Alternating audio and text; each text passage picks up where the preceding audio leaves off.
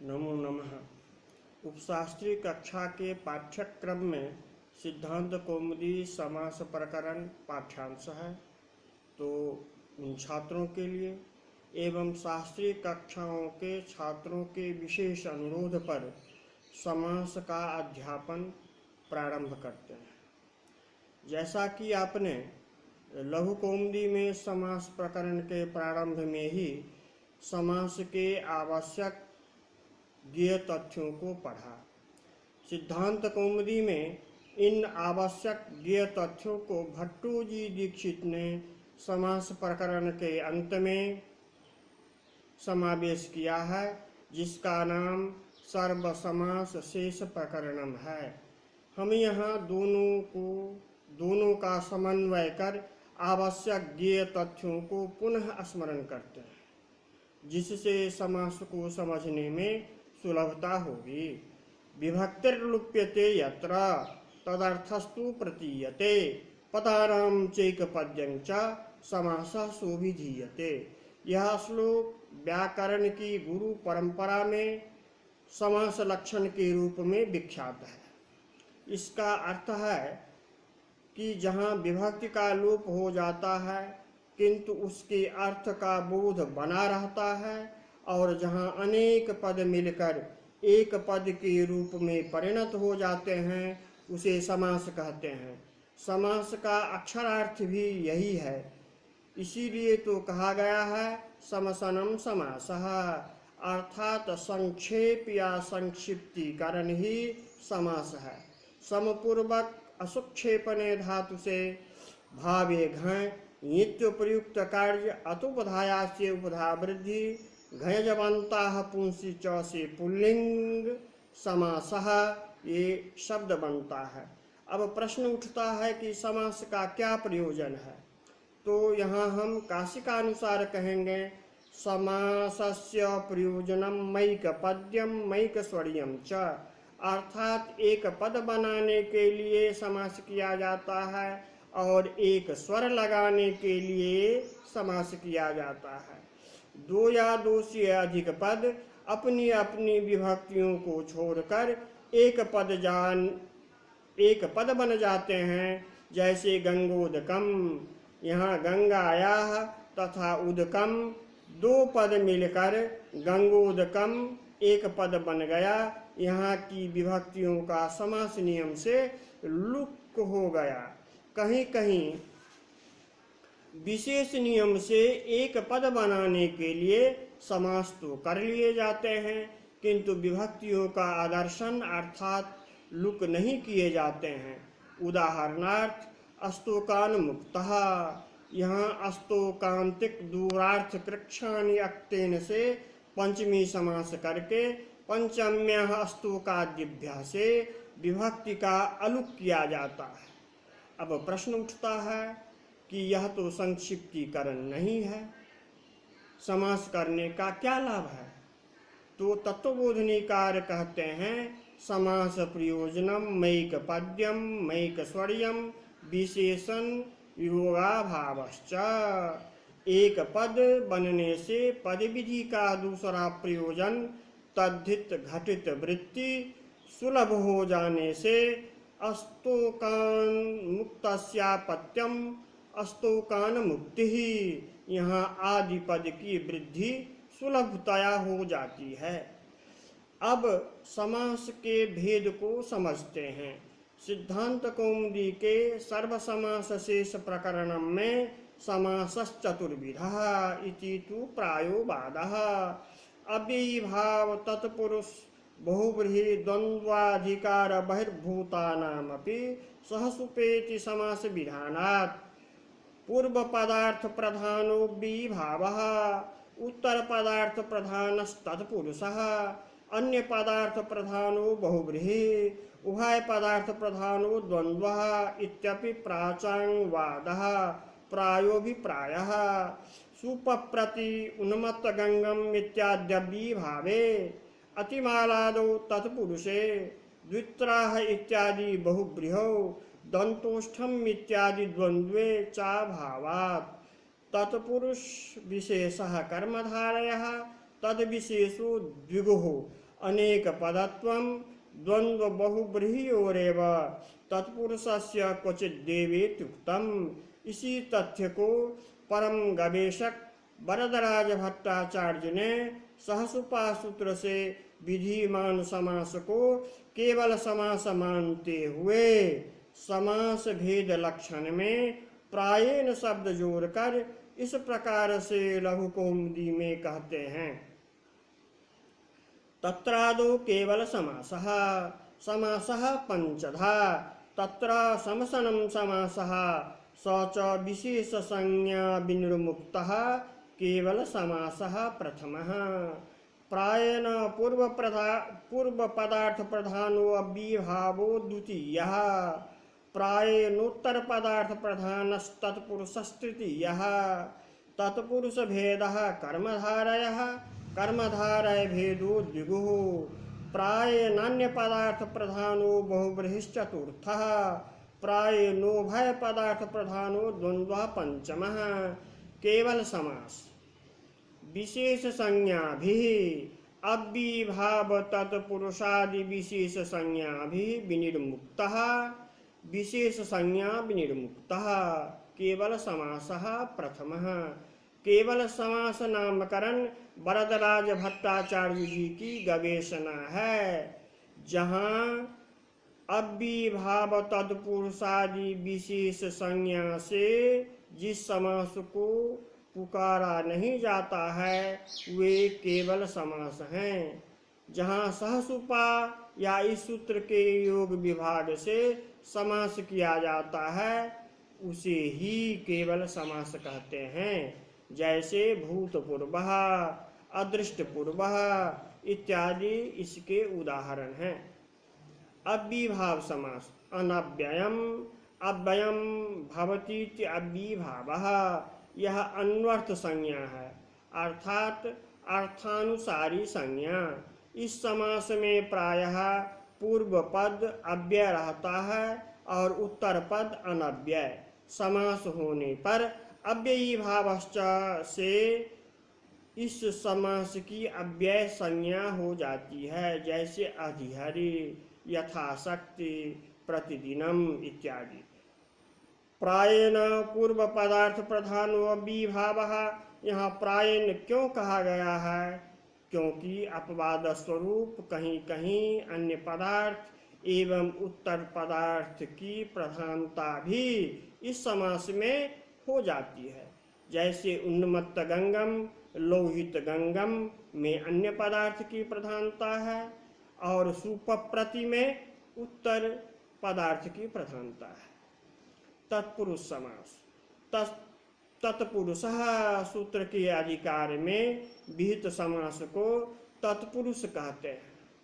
द्वितीयांत से लेकर सप्तम्यंत तक जिस जिस विभक्त्यंत का उत्तर पद के साथ समास विधान किया जाता है वह तत्पुरुष समास उसी विभक्ति के नाम से व्यवहृत होता है। जैसे कष्टम श्रितः कष्ट श्रितः द्वितीया तत्पुरुष हरिणा त्रातः हरित्रातः तृतीया तत्पुरुष भूताय बलिः भूत बलिः चतुर्थी तत्पुरुष चोराद्भयम चोर भयम पंचमी तत्पुरुष राज्ञः पुरुषः राजपुरुषः षष्ठी तत्पुरुष अक्षेषु सौंडः अक्षसौंडः सप्तमी तत्पुरुष। इस समास में प्रायः उत्तर पद के अर्थ की प्रधानता रहती है। यथा राज्ञः पुरुषः राजपुरुषः। इस षष्ठी तत्पुरुष समास में उत्तर पद पुरुषः के अर्थ की प्रधानता है। राज संबंधी पुरुषः यह अर्थ होता है। राजपुरुषः आगच्छति यहाँ कौन आता है तो कहेंगे राज संबंधवान पुरुषः आगच्छति। आगच्छत क्रिया के साथ पुरुष का अन्वय होता है न कि राजा का। यहाँ भी प्रायेण जोड़ा गया है। इसका क्या प्रयोजन है तो कहेंगे तत्पुरुष समास में भी अपवाद स्वरूप कहीं कहीं पूर्व पद की प्रधानता होती है न कि उत्तर पद की।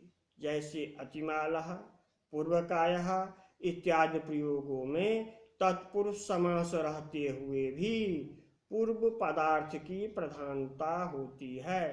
तत्पुरुष का ही एक भेद होता है कर्मधारय। तत्पुरुषः समानाधिकरणः कर्मधारयः। समानाधिकरण तत्पुरुष को कर्मधारय समास कहते हैं। जब तत्पुरुष समास में दोनों पद एक ही अधिकरण अर्थात वाच्य को कहते हैं तो वहाँ कर्मधारय समास होता है। जैसे नीलोत्पलम, नीला उत्पल, उत्पल कमल को कहते हैं। यहाँ विशेषण विशेष्य रूप से एक ही अर्थ का बोध होता है, नील कमल का। जब कर्मधारय समास में पूर्व पद संख्यावाचक होता है तो द्विगु समास कहलाता है। संख्या पूर्वो द्विगुः, इस सूत्र से। इस प्रकार तत्पुरुष तथा कर्मधारय संज्ञाएं भी अक्षुण्ण रहती है। यथा पंचानाम गवम समाहारः, पंचगवम, त्रिफला, त्रिलोकी इत्यादि इसके उदाहरण हैं।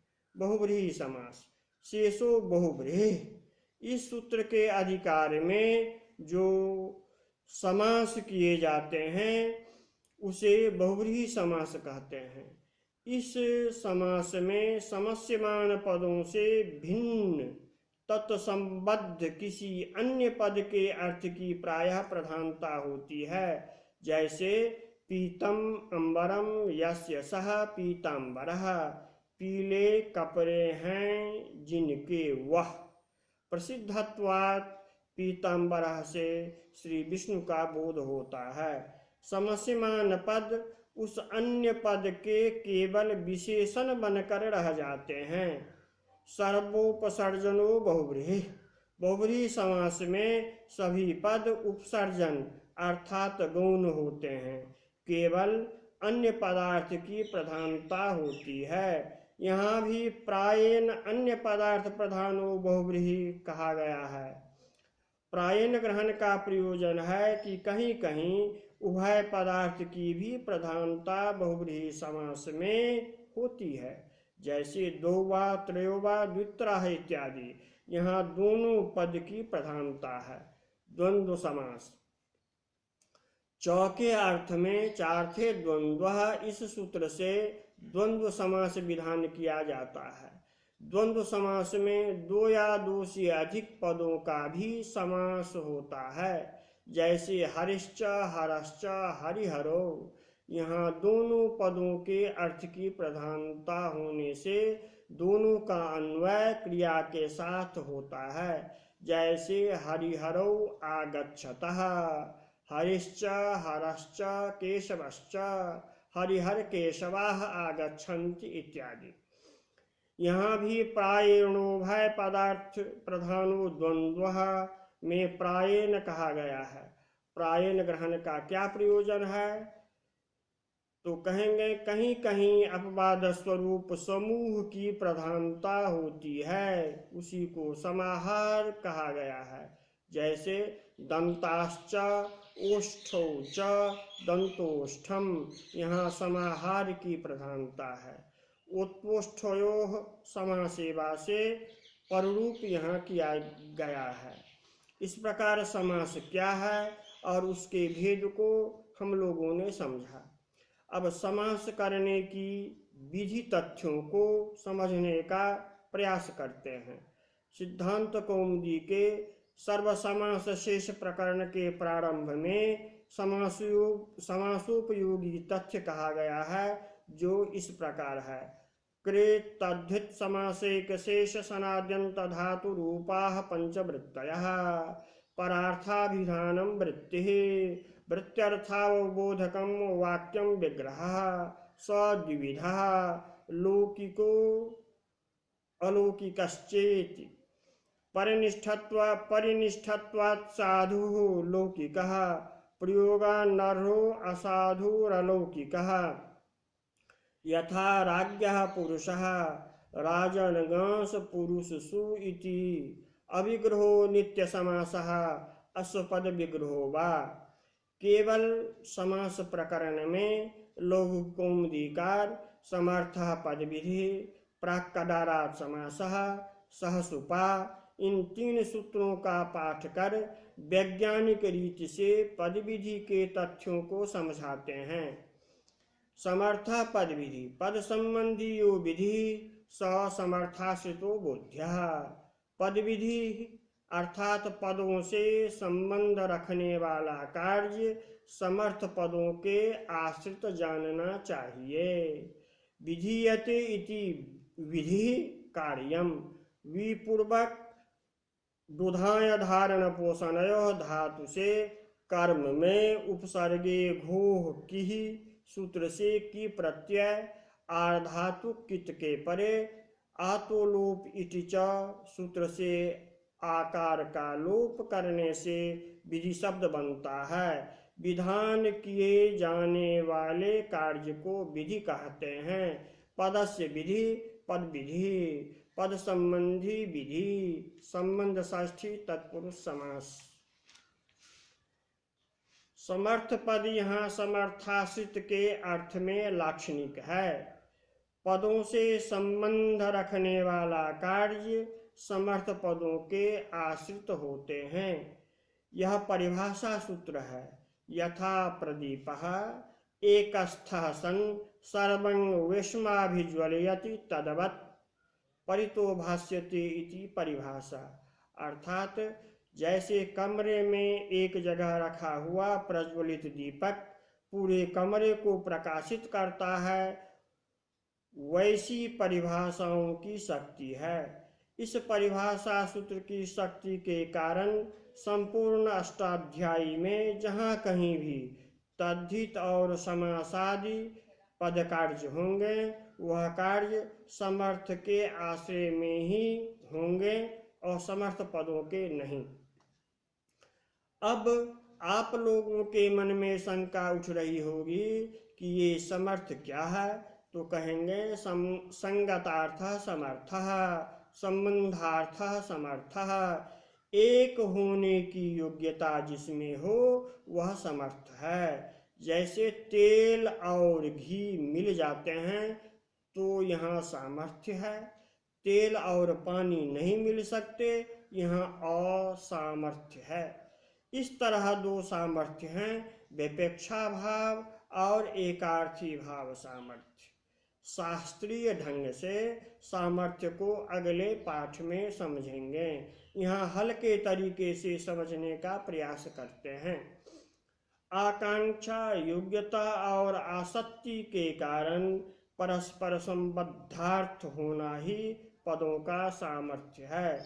जब तक आकांक्षा, योग्यता और आसक्ति न हो तब तक पदों का परस्पर संबंध नहीं बनता और न ही वे समर्थ कहला सकते हैं।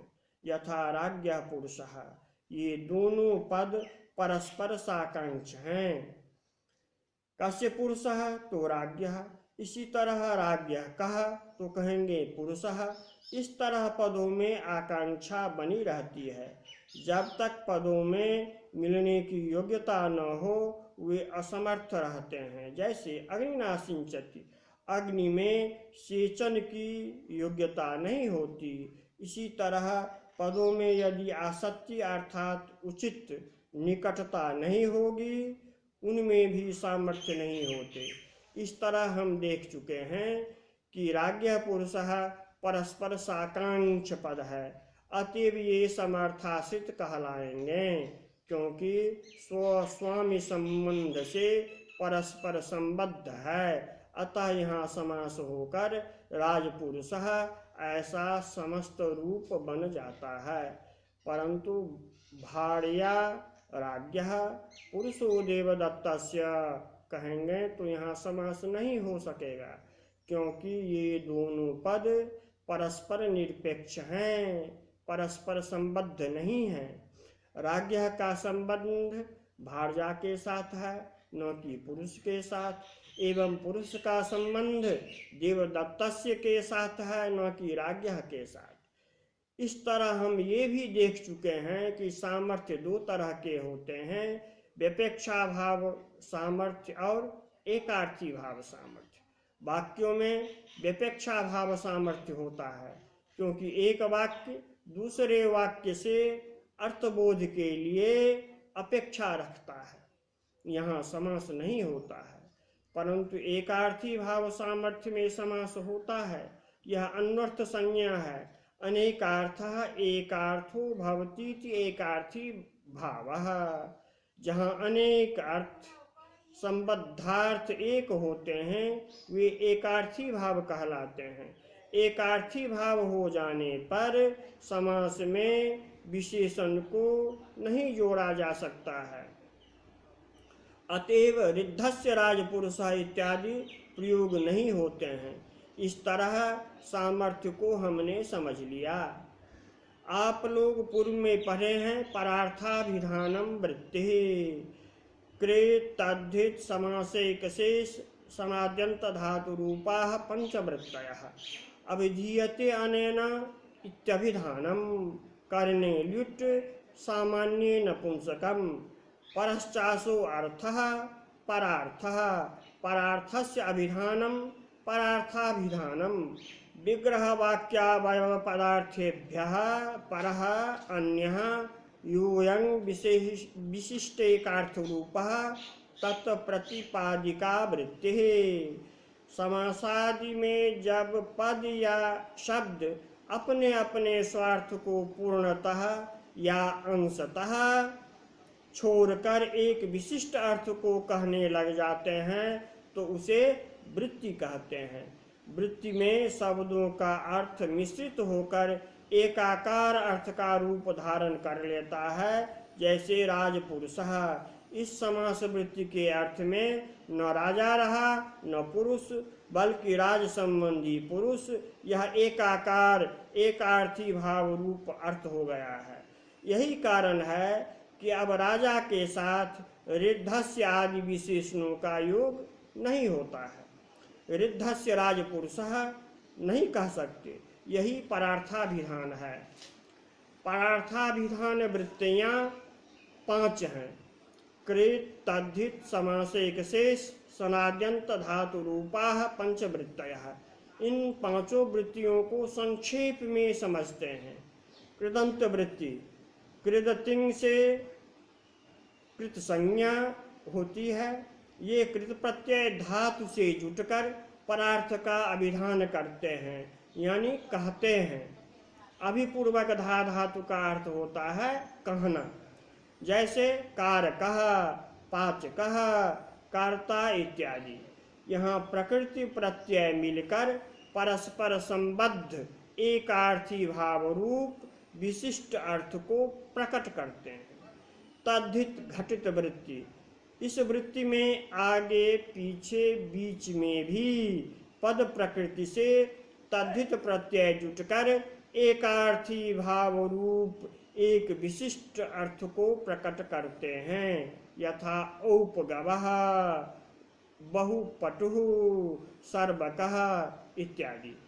समास वृत्ति राज्ञः पुरुषः, राजपुरुषः, इसमें 2 या 2 से अधिक पद मिलकर परस्पर संबद्ध एकार्थी भाव रूप विशिष्ट अर्थ को प्रकट करते हैं। एक शेष वृत्ति, जब 2 या 2 से अधिक पदों में से एक का शेष होकर लुप्त हुए पदों का बोध कराता है तो उसे एक शेष वृत्ति कहते हैं। जैसे रामश्च रामश्च रामश्च रामाः, माता च पिता च पितरौ इत्यादि सनाद्यंत धातु वृत्ति। सन, क्यच, काम्यच आदि 12 प्रत्ययों को सनाद्यंता धातुवः से धातु संज्ञा होती है। ये प्रत्यय विभिन्न अर्थों में धातु और प्रातिपदिक से विशिष्ट अर्थों को बोध कराने हेतु जोड़े जाते हैं। यहाँ भी प्रकृति और प्रत्यय मिलकर एकार्थी भाव रूप वृत्ति प्रकट करते हैं। जैसे गन्तुमिच्छति, जिगमिषति, पुत्रमिवाचरति, पुत्रीयति इत्यादि।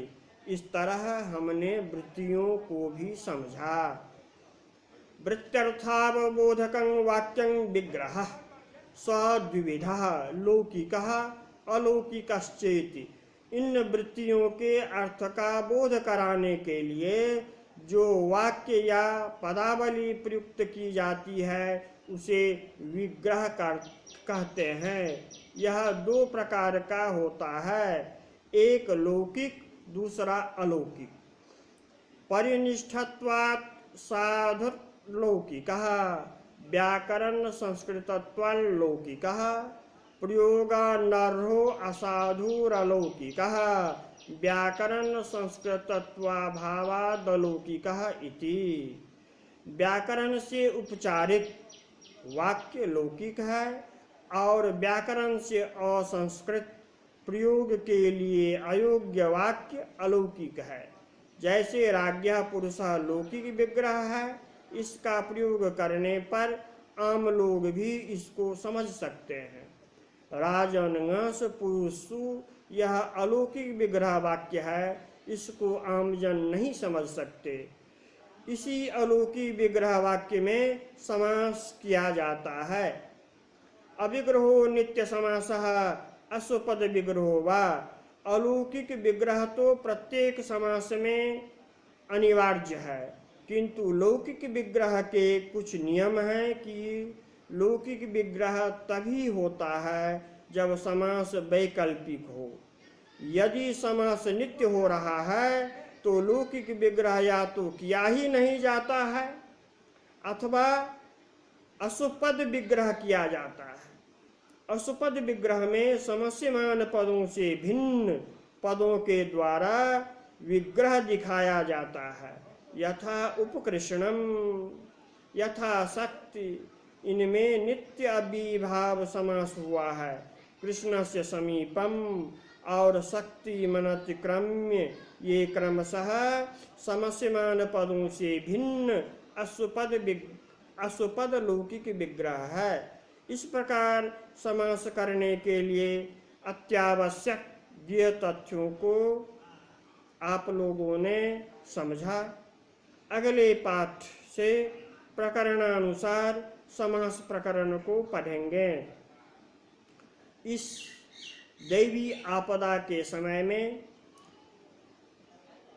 आप घर में रहें, घर में रह करके खूब मनोयोग से स्वाध्याय करें। इसको आप लोग सूतक समझें। शुभ हो आप लोगों का।